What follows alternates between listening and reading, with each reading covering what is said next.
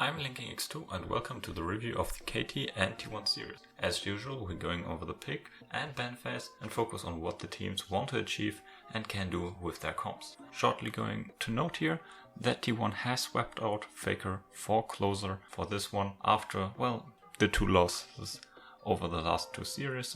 But now getting into it with game number 1. KT on the blue side here and T1 on the red side. We see the bans here, Aphelios, Olaf and the Zoe. Yeah, target bans against Closer, Gumayusi and Elm obviously. On the other side, KeSpa, Pantheon and the Talia. Talia on red side, always a champ with 100% win rate and the highest ban rate. Nothing too uncommon considering her power at the moment. The other two are a bit more free here and T1 is banning KeSpa to have, well, closer AD carry power levels, as KeSpa is by far the strongest one at the moment. But focusing now on the first pick here, the Samira. For hybrid here, Samira not doing too great in terms of win rate after she has been kind of figured out for quite a while now. With KeSpa and the Aphelios gone, she raises in the ranks of priority by quite a bit, and as Gumayusi has had his share of Panthers and quadruples, the pick away here makes great sense. On the other side we see T1's answer, the Vayne, a pick various AD carries have tried out in solo queue, and yeah, against Samira it's quite good, not only in the lane but even in the 1v1s. Still picking it early here is very dangerous, and it causes a more telegraphed draft from now on, which is the standard image of the protect Vayne comp, as otherwise she can kind of struggle in dealing damage. As we all know, she's quite short range, so she really needs some attention from her team in the gameplay or at least in the draft. And the Renekton kinda misaligned with this. He also kinda needs some attention in the top lane himself. He does not really scale alongside the Vayne all too well and can't really peel for her unless he gets so fed that he becomes a second threat or a pressure point overall. For now though, it's kinda strange. Also, there is no real need to pick the top lane blindly here. Very strange. On the other side, for KT, we see the Lilia here being elected. It's a pick away from the Renekton, obviously. The duo is quite powerful. She's a very high priority jungler at the moment, has been picked very often, and with the high variation in her item builds at the moment, she can fit into many spots as well. So yeah, KT with the Samira and the Lilia not showing all too much as of now, and Alistar here also well elected, which kinda, they now not share too much with the Alistar as well. This not showing too much has become something in the end now, so Alistar here not too unique in his identity too, but now they have some standard team fighters for the mid and late game, but nothing too major to really play around as a comp, with having the threat of a Samira pop off obviously, but no real team strategy has been shown yet. That's still kept in the dark. The last pick for the first half, 41, is the Galio, a flex into the mid lane and the support position obviously. Well, it works for both champions here quite well, they have already elected. The interesting thing is the Galio ultimate can turn the Renekton in some form of peel. Yeah, while it could also deter and engage onto the Vayne in certain scenarios. T1 obviously for their draft they don't have to care about hiding their cards in terms of team identity. The Vayne pick is opening their hand, playing with open cards. Yeah, it's quite obviously what they want to do. Moving to the next ban phase here, on KT side, Nidalee and the Gragas being banned. Nidalee and Gragas are potential AP junglers that could work with the Renekton, but on the other side, the Gnar and the Lucian also care for the Renekton here, as there has been no top laner picked yet for KT here in these three first picks. The Renekton still has the bunch of counter picks possible in the top lane, and taking away at least two of them here is helping him quite a bit, being able to achieve the power that he wants. Strangely though, the GP and the Quinn are still open, which are picks that Doran really likes. Yes, the Gnar is higher in priority for him personally, so that ban is understandable. The Lucian though, well yeah, That's a bit more on the strange side. Lucian didn't really have that much priority. He still has a 100% win rate, but I think he was just picked twice or maybe 3 times. Still, the Lucian ban is kinda questionable. The Gnarl ban though makes really much sense, considering that you have made the mistake of picking Renekton here. But moving now to the next phase here with the Syndra pick. So this is what a potential second threat could be in case Renekton doesn't do too much. So a second threat for the Vayne here would be the Syndra with the high AD value T1 already has. She has her damage kinda amplified by the lack of MR. And yeah, with these 3 champions T1 has elected lastly here, they have built the early game bridge in my opinion for the Vayne to get into a secure late game should she not get fed after the laning phase. And yeah, to be honest, laning phase into the Alistar, even with a potential Galio, is still quite hard for Vayne, although the matchup in the 1v1 is heavily in Vayne's favor. Also, we know from the Syndra, in the past we have seen the Graves and the Olaf here who is banned. So yeah, the chance for an AD jungler are rising if we ever see the Syndra. And again, the Graves is open. In this case, yeah, we won't see the Graves, but that's something you always have to pay in mind for the opposing team with your next picks, that there is the potential or high chance for an AD jungler incoming. But we see the Orianna and Gangplank rotation, so the Orianna into the Syndra, well, that's a very decent lane. We have seen it very often in KeSpa Cup, for example. And yeah, she has obviously the potential with the Alistar here to get onto the Vayne quite easily. Vayne we have seen quite often being one-shotted by an Orianna in the past. So yeah, that's old reliable in that sense as well. The Gangplank here not having too great of a time in the LCK with a 25% win rate, but obviously in lane against the Renekton, well, it can be a bit of a tussle here between the two, but usually the Gangplank is quite good. The win rate in the 1v1 has not been too great for him in the LCK, but in laning phase, depending on the jungle impact, Gangplank, if he's able to really Q harass and have his jungler by his side for Renekton to not be able to get the level 1, level 2 trades, yeah, then the Gangplank can actually snowball this HP lead further into the laning phase, building then the item lead with the Sheen getting it fast. The Renekton, yeah, looks quite old, and then obviously further down the line is getting more and more outscaled, never really comes back afterwards, while obviously if the Renekton is getting good attention, the Gangplank is not too safe. Yes, he has his oranges, but yeah, down the line he will face some issues if he's getting sandwiched by some bruisers. So the other bruiser here and AD jungler I kinda teased is the Jarvan. Obviously you saw it on screen the entire time.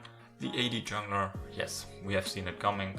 Also another frontliner here for the Vayne, and yeah, offering the engage that T1 didn't have. They had some pick potential, some follow-up, nothing. And yeah, with the Jarvan and the EQ combo he can provide, yeah, very nice engage at least. Also the Jarvan Galio comp, yeah, it's like the OG Galio Camille comp.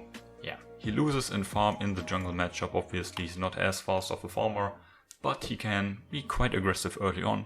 The level 2 ganks, we probably won't see something like that, as yeah, it's not in the meta at the moment, but there's a chance for a level 2 gank in the top side with a cheesy red buff start. Obviously Renekton could start W, Jarvan getting EQ, and yeah, they have enough lockdown for the Gangplank who always starts Q. So yeah, that was a potential here.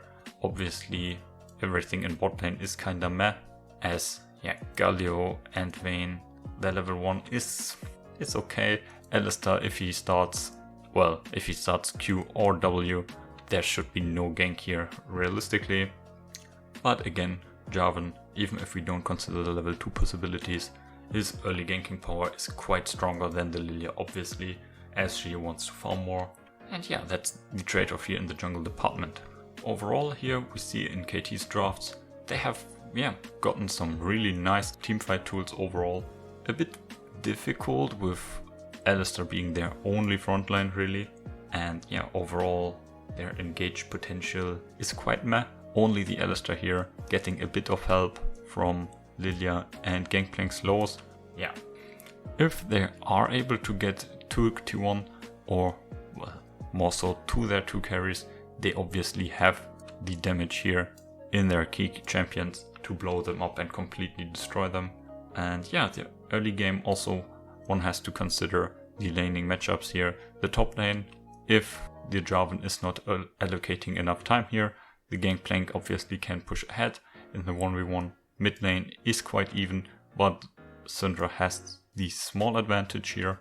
If Jarvan does go top lane, by the way, obviously the Renekton wins, as I already alluded to, as he was picked. In the bot lane, yes, the Alistar is quite dangerous into the Vayne, but for the laning phase, especially with the help of Galio, they will have the push. And yeah, the 2v2 is also quite strong.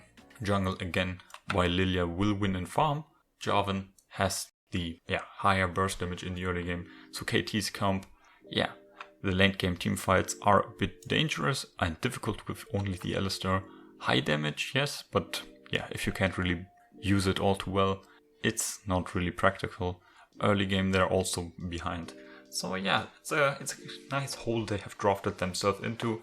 So yeah, overall they're in a simply worse situation than T1 here in most cases. While they certainly have the ability to play their comp and yeah, to punish T1 if they should do mistakes, simply because of all their damage, and yeah, having a failed engage into a Gangplank Orianna, yeah, can be quite detrimental for the semi-tanks T1 has. Most of their tanks here are bruisers, so they can't really withstand the damage of KT's comp for far too long. Should be long enough though. T1 getting the good laning phases here in most cases, as I already explained. This causes many options for LM to play around in the early game.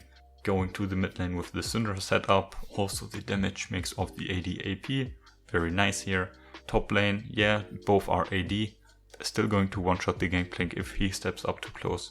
In the bot lane as well, having the support of the Galio, even though Alistar is quite difficult to dive, they at least can get enough pressure and play around the early drakes, getting themselves some nice insurances here. Overall, T1 does have the better comp here in most cases. In the end also for game number 1, T1 is able to get the win on the back of their comp, good team fighting. KT often quite hesitant with their engages, which was probably as their engages were mostly on the back of Zeus. He is the very young player, just came from academy, getting him into the position of being the only source of engage for a team. Yeah, it's quite understandable that he is a bit hesitant to get in and do the job as his team intended. Moving to game number 2 here with the obvious side selection switch for both teams. Going over the bans here on the blue side for T1, TF, Olaf and the Quinn. Yeah, a bit more unusual in the ban department if you ask me. The Quinn banned very early here after not seeing her banned in game number 1 at all.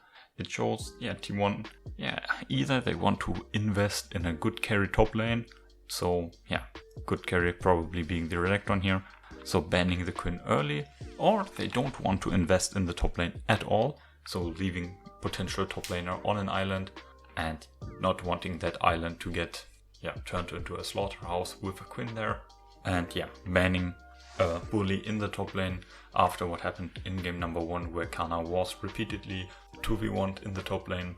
It's kinda nice, but still I don't think it's needed too much, as Quinn does not really pose too much of a threat. She's not really an OP pick per se, never really has been all too amazing. On the other side, the Aphelios still gone, as always, the Talia on the red side, and surprisingly, or not really surprisingly, the Pantheon. So usual bans against T1 with the Aphelios now, and the Pantheon on red side, especially against teams like T1, who has shown great value on the champion. Coming to the first pick, the Kai'Sa for T1 here. It's the first time Gumayusi has played it. But yeah, the best AD carry at the moment in terms of win rate, play rate, and overall she has been quite convincing in most games. On the other side, the Samira and Lilia rotation for KT. So yeah, with the bans in terms of the affiliates and KeSpa already elected, Samira is the obvious answer here. Didn't find much success in game number 1, but now against KeSpa instead, it's a bit easier. And yeah, the pick overall has been hit or miss, so Hybrid here feeling some pressure maybe to make the pick work again. Hybrid here quite confident that he's going to do it in the second game. The Lilia again for KT as well, not much to add here since the last game. The rotation of jungler AD carry usually is quite good here, hiding your solo lanes, and still with the Lilia, KT needs to look for frontline and engage in the remaining positions, as yeah, the jungler has been in the past been the role to bring this to the team. With a Lilia instead though, not much engage or protection coming from her, unless the Moonstone build comes in, which also is only offering so much. On the other side, we see a very strange rotation here in the Udyr and Orianna, which is a combination that Dragon X, or better, Pioshik has piloted in the past, now twice if I remember correctly. And yeah, he has been very successful with it, winning both times. And yeah, KT here already has elected picks, which this combination is quite decent against. The Samira, especially Lilia, quite a bit. Yeah, it needs some time as it's more based on scaling of the Udyr and the Orianna Shockwave. So yeah, it falls in line with the identity KeSpa has quite a bit. Udyr also running into the team, KeSpa being a bit more of a dive AD carry, similar to what Samira is looking forward to do. So yeah, fits in quite well here, even though I personally am not too much of a fan of the Udyr. Lastly for KT in the first rotation, the Yone. Yeah, so yeah, KT has some options here to answer this, and Yone would be a bit more of the aggressive options that KT can look forward, with the potential to either turtle, right turtle and scale against T1 scaling, with already 2 scaling picks in the Samira and the Lilia, or you try to be very aggressive and punish T1 for picking a late game, like not really active jungler, and the Orianna also, who is not very proactive till then. So the option to go for aggressive picks here is being utilized with the Yone pick, and especially after level 6 there is little Orianna can do in the mid lane matchup here. From the red side, the Yone can really bully her quite a bit. She's not really all that mobile to get away from E trades or later on the mentioned ultimate trades, which are on quite the low cooldown. With his E used correctly, he's also never going to get hit by her shockwave, so the trades will be quite one-sidedly should he try to use his ultimate in these.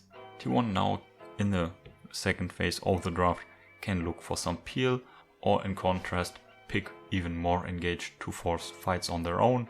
So far they don't really have either of that. With the running Udyr, they have, you could call it engage, I wouldn't really call it that. So he's looking for somebody to engage with him.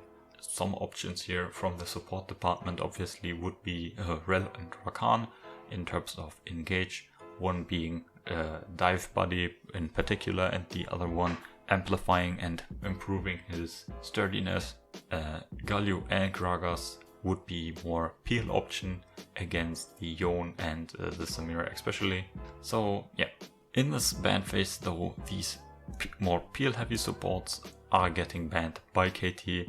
So yeah, as they are really good against Samira and Yone, it's quite understandable that they are getting banned. And the Galio especially also would really work nicely with the Udyr as the follow-up engage, and also increasing the threat the Udyr would have had.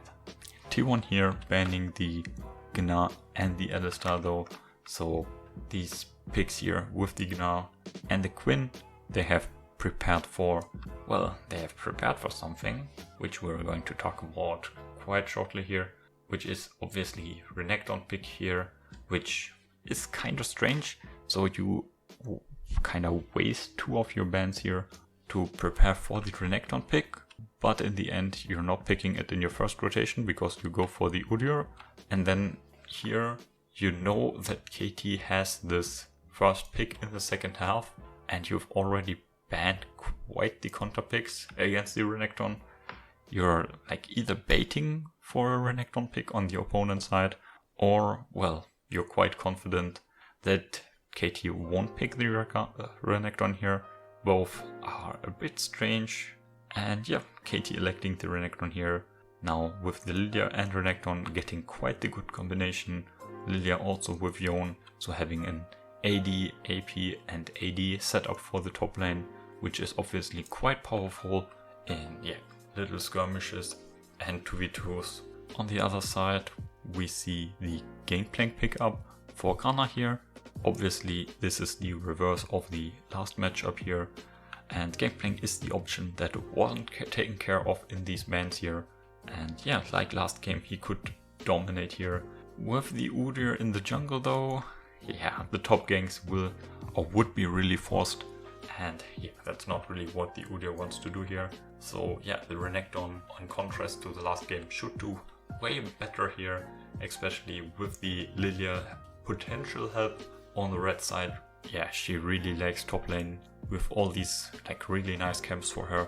She naturally will spend quite a lot of time in this quadrant of the map, while yeah, Udyr, he does like the blue side, but with the KeSpa and Gumayusi's playstyle, he's more likely to be in the bottom quadrant with also these camps, even after the nerfs being still better by a bit. So yeah, the map is kinda split here, with the Renekton obviously having the power point here, even though red side for the top laner is not as nice as blue side. Still, in this case, the Renekton will hold the advantage over the Gangplank, certainly because of the jungle matchup, right? So also paired with the Renekton for Kara is the Rakan pick here. I already mentioned that Rakan, the dive buddy for the Udyr, and yeah, he has some targets here that are like semi-mobile. They are quite difficult to get through. Either they have high movement speed or they have dashes, and Rakan is not as fast in his engages, still quite okay in the laning phase with the KeSpa. Yeah, Rakan with the Guardian and the E on level 1 can offer quite a bit of HP.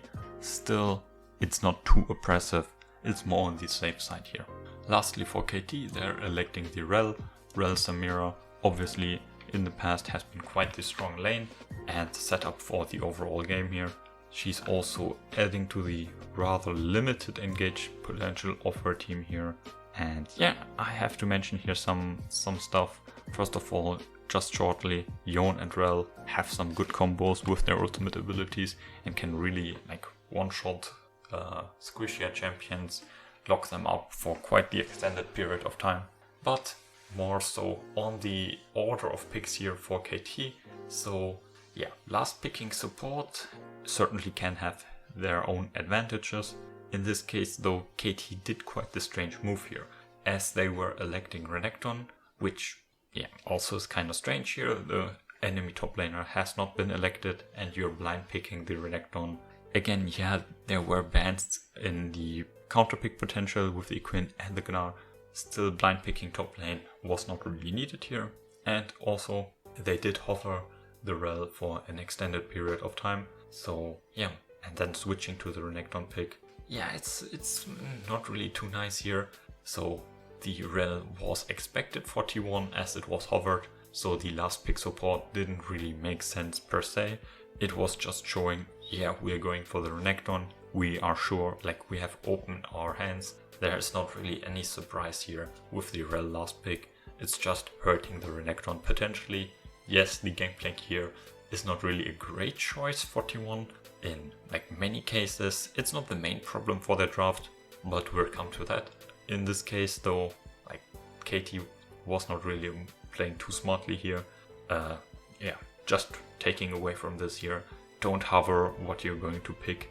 If you're going to pick it later for such an extended period of time, just don't hover what you're picking, just pick it up. But yeah, so coming to the overall team discussion here, T1 has gathered a more unusual comp here, but with the tools for late game scaling certainly on their side. One would assume that they have quite the straightforward fights here, and well, again, they have the damage here. Team fights can't really be initiated with these two champions here. Rakan again still strong and yeah, not as potent though in his engages than what he used to be. And Udyr, even if he gets the Shurelia's boost from the Rakan, he's just running fastly into a Renekton. And yeah, if he's running around them, Yone has dashes. Yone is probably not even with his team looking for a flank angle. Lilia's like also very, very fast. And Samira has dashes. And yeah, also not too slow of a champion.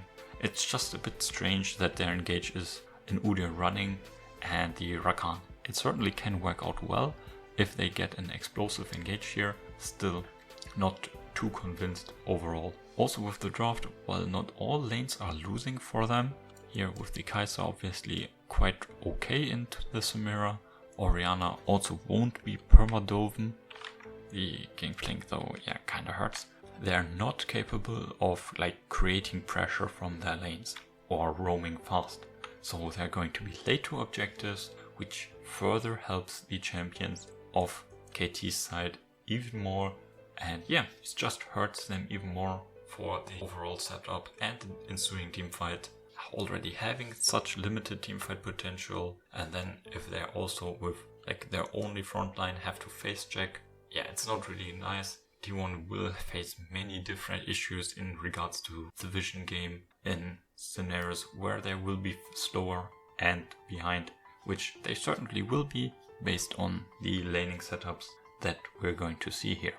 And yeah, that continues also with the fight then, which is ensuing. In these fights they have little CC or general peel tools against the Yone and the Renekton.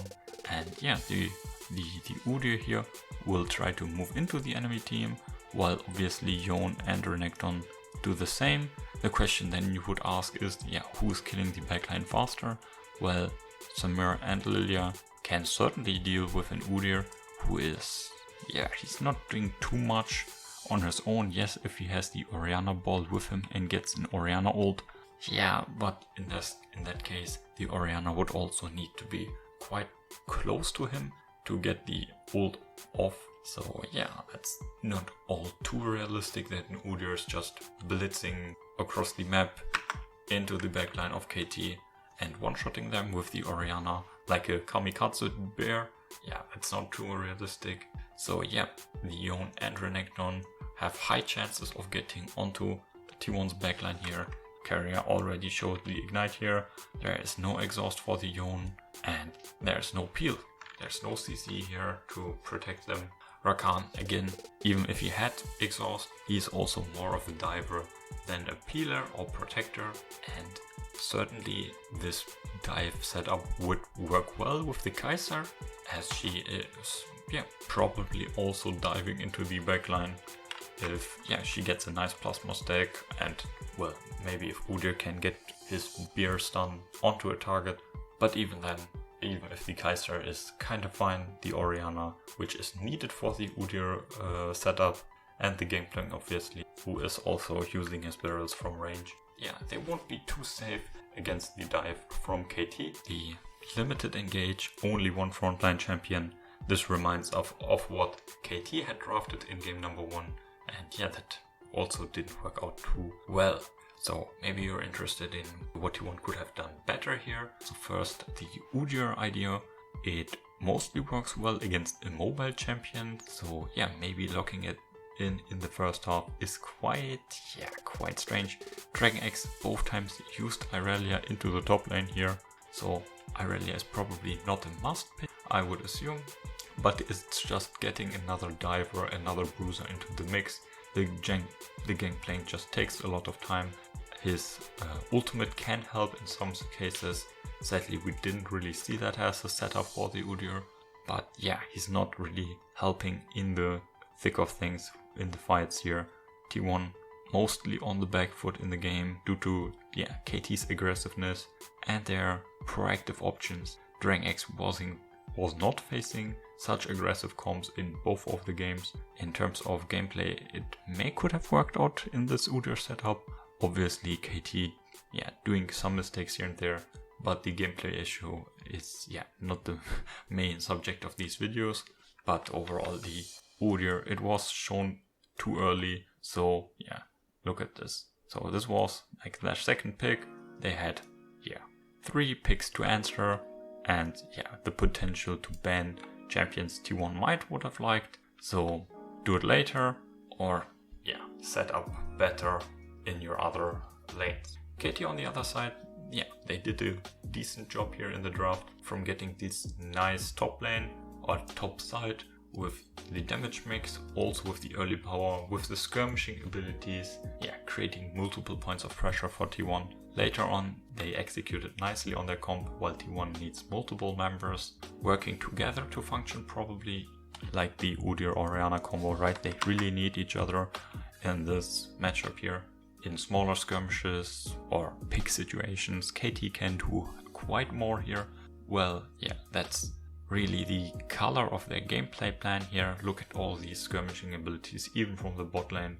The draft went in their favor quite early on, as they were able to get so many picks that are so much more proactive, with T1 really lacking any ability to do much on their own, and with any certain ability to punish the proactiveness of KT in forms of CC or pick potential.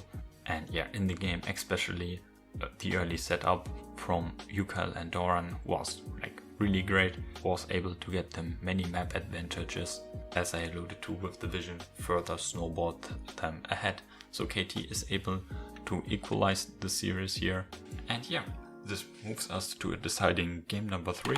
KT moves back to the blue side here, and we see similar bans than the first game, Aphelios, Olaf and the Pantheon here for KT. Again the same bans even as last game, but now we don't need the Taliyah banned, obviously it's blue side game.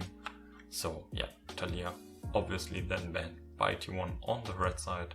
They changed quite a bit after the loss, nearly going back to the T1 in the game 1 bans, now adding the Rel here, as the Pantheon, which they banned in game number 1, is now being banned by KT.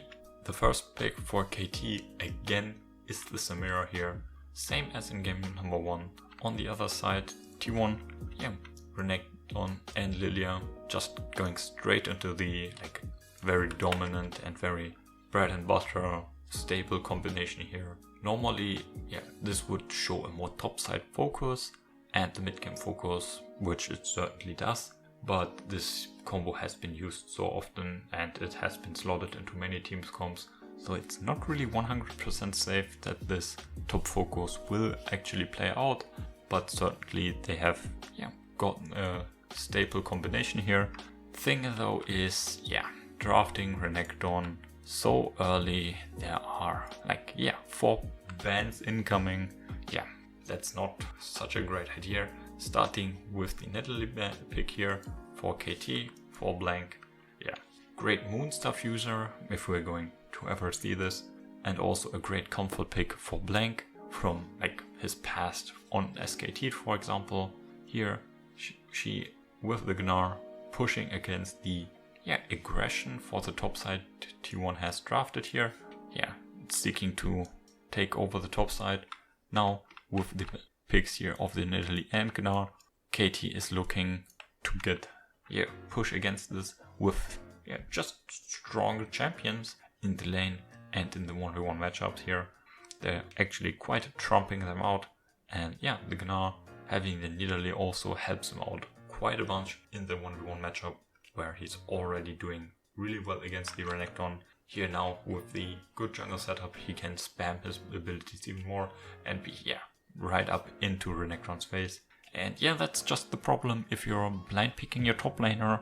And the Lilia is not the issue here. Lilia quite a strong champion, so getting a semi counter pick by the Nidalee yeah, it's not unavoidable to get countered in this rotation, right? You have shown more champions than the enemy, even if you would like, so this is the AD carry here, right? So even if T1 would go for AD carry and question mark, the question mark will always be countered. So at least one of these two positions that the red side team would elect is getting countered in this rotation by the blue team. So either one of them would get the F card. Here in this case, as they have not elected the AD carry, both of them get the boot. And yeah, which is just not too smart from T1. Yes, getting this combination has high priority on them, but also this combination has quite the big pool of counters, right? Lilia, not really hard countered by Nidalee, but still losing the early game. And yeah, Renekton, we saw 2 bans last game on the counter pick department. We saw a ban in the first game, I remember. And overall, Renekton has a history of having quite a bunch of counter picks from like more tankier options that are looking to neutralize him with the Ornn or the Volibear, to obviously the bullies in the Gnar, in the Jace, in the Lucian, that are going to really make crocodile boots out of him. So I'm not really understanding this. Yes, Kana likes the champion, but that's not the way to go. Just a very detrimental start for T1 here. But continuing with the Vayne pick here for Gumayusi, again, after game number 1, he showed quite a great performance on the pick, and certainly in the Samira, in the 1v1 and in the laning phase, it works out quite great here as well. The threat from the Gnar is different than the threat and the type of danger that the Gangplank offered. Supports aren't locked in yet, so the bot lane 2v2 is not really fully revealed, so we can't really evaluate that much. With the Nidalee here, also instead of the Lilia, he has to be a bit more careful in the bot lane. Certainly the Nidalee can punish an aggressive laning phase more than the Lilia in the game before. Coming to the ban phase here, Irelia and Lucian, so with a good lead in the draft for now, and the both top laners picked. These are obviously mid lane bans here. The Irelia, especially against Closer, after the solo kill he got last time, and all the solo queue montages of his Irelia play, it's just a good idea to ban it if you get the free ban against T1 with Closer. Similarly to the Zoe, which is also a pick that Closer is known for. In this case with the Lilia, it makes more sense to go for the Irelia obviously in the ban than the Zoe.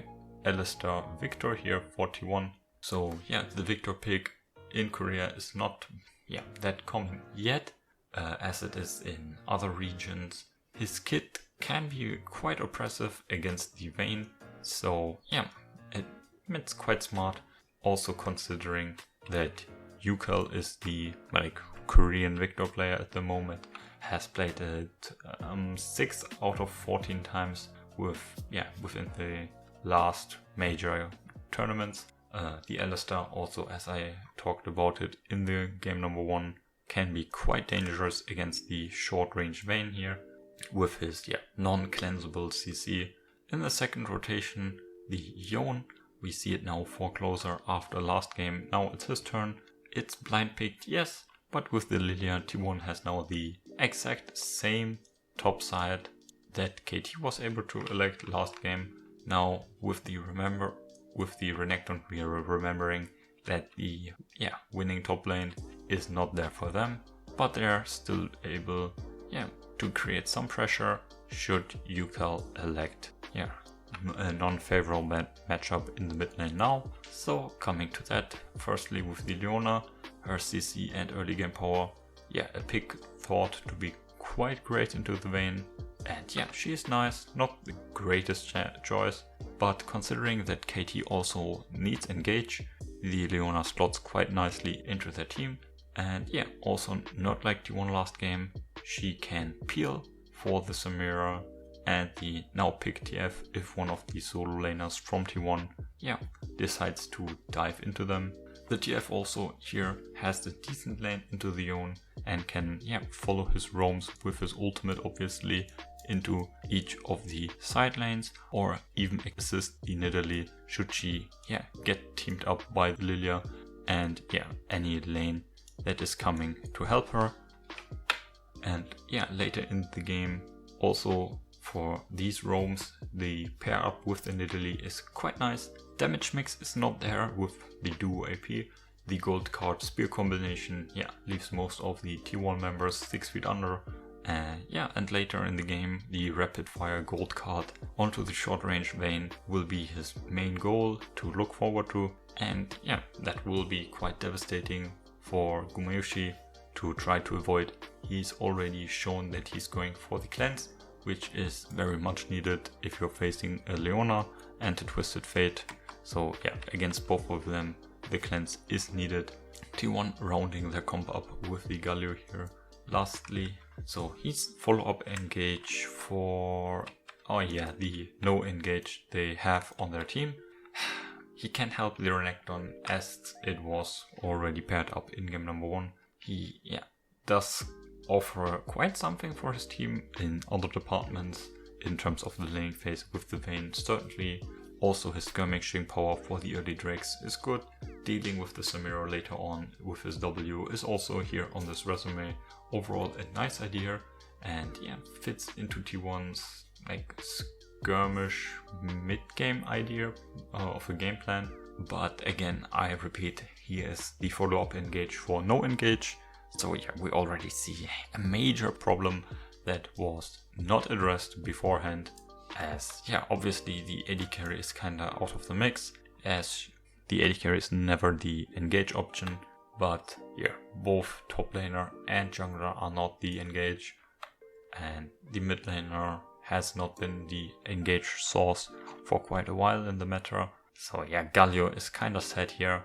His target is the Renekton that is losing lane, so he has no real body to dive into the enemy team. And talking about that enemy team, KT, the greatest win here is the complete neutralization of the T1 top lane here with the Gnar and Nidalee. They have turned the spear around and stepped T1 with their own idea, and getting this counter so fast in the draft. And besides the bot lane here for T1 with the Galio and the Vayne, they have actually been able to counterpick every position. So obviously the Vayne being elected later than the Samira and the Galio picked into the Leona. But on the other side, the blue side team got the counterpick into the jungle, into the top lane and into the mid lane. So for the solo lanes and for the now quite relevant jungle, KT on blue side was able to get the first pick and now 3 out of 5 counter picks. That's a bit questionable to get such quite the great advantage in the big ban phase here. Such trade-off in terms of power picks, in terms of counter picks obviously happens if one team is just not caring too much and picking very powerful picks just blindly. In this case this didn't really happen. So if we're looking at the blind picks T1 was able to elect, Renekton, definitely not an overpowered pick. Yes, his win rate before the series was quite good. Still, that's result-based analysis.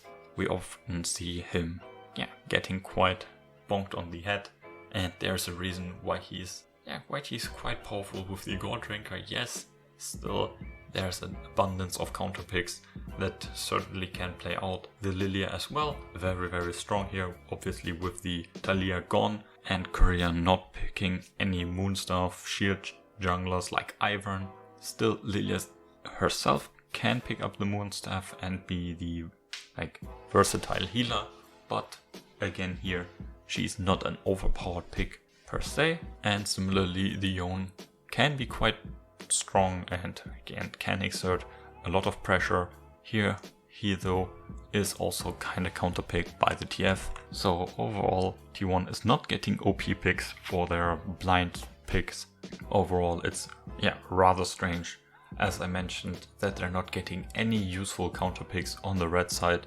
So the Vayne into the Samira, it's a counter pick in favor of Vayne, but it's still for Vayne, as she's so team dependent, it's for the laning phase, but AD carries only partially care about the laning phase. so that counter pick is not doing too much for T1.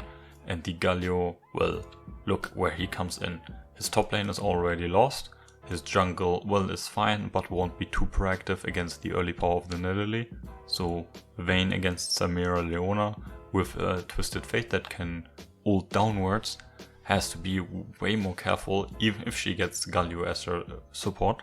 The Yone into the Twisted Fate, well, his roaming power is limited due to the push power of the Twisted Fate and also the follow-up of the Twisted Fate. So yeah, the Galio last pick, counter pick, is kinda meaningless here. And yeah, that's also with the issue with Galio having with each of his team members, where there's still no real R target besides behind Renekton. The strange thing too is T1 already has shown in game number 1 how to play on this red side here. So yeah, it's just very strange. Maybe these younger players are panicking and making mistakes, which is kinda okay. We saw that in this game with Gumayusi and at some point with Ellen. But the coaches and the veterans, it's more strange to see something so bizarre come in, where you get completely countered from your first rotation. You lock in your champions and you immediately get knockout punch. But yeah, we're not focusing on a silly blame game who is at fault here for this. Their comp was shaping up to do one thing, and yeah, they were beaten so early in draft. The Yone kinda tries to recover this in a sense, but it also drives them further into a corner. And yeah, with the TF and the Leona, KT shows as well that they have thought about the Vayne and the Yone pick during the games and showed quite the adaptation here. And also the setup here from T1 was not good, which the setup I'm referring to obviously is with the Renekton again. So yeah, he's kinda randomly picked here. Game number 2, they banned the Quinn and the Gnar before they were trying to elect him in the second phase. And here every counter is open. So here, look at the first ban rotations on both sides. There is no Renekton counter banned as at all. So it's very, very strange. During that, he has an oyster of champions to choose from. And yeah, as you've already guessed, KT is in the end here the victor, getting the 2-1 score for them and being the victor for the series here. A short review now overall, most of the games. Yeah, a great game 1 for T1 here. KT able to get consistent edges in the drafts afterwards, mostly due to clever adaptation and also in response to T1 drafting open-handed, showing quite early what they're going to do. Gameplay wise, both teams can't be too happy though. The games were not really clean, many mistakes here and there, some throws, sloppy fights. For T1 to add closer after the team's 2 losses with Faker is also not as great of a sign. Roster swaps often cause more unrest in the team than what they offer with diversity. So yeah, they have to be careful. Also with Zeus coming of age in the next month, switches in the top lane also follow, further hindering synergy potentially. It's still early though in 2021, so they have more time adapting to the new meta and finding the roster along the line. We have not seen Kaz and Teddy play either, but obviously Ellen was doing okay. Gumayusi, besides one mistake probably in this entire series, was also playing very, very nice and has been for the past series. So I'm not saying that these two are the issue here. I'm not really sure if there's any individual player that is the great issue here overall, even though I certainly prefer some over the others. For KT on the other side, this is a very nice start after the loss against Hangwa Life, getting this upset win here. And a team with so many different types of players, rookies and veterans alike, who have just very different histories. It's quite nice to see them so happy after this relief win here. For T1 they have to be quite careful now.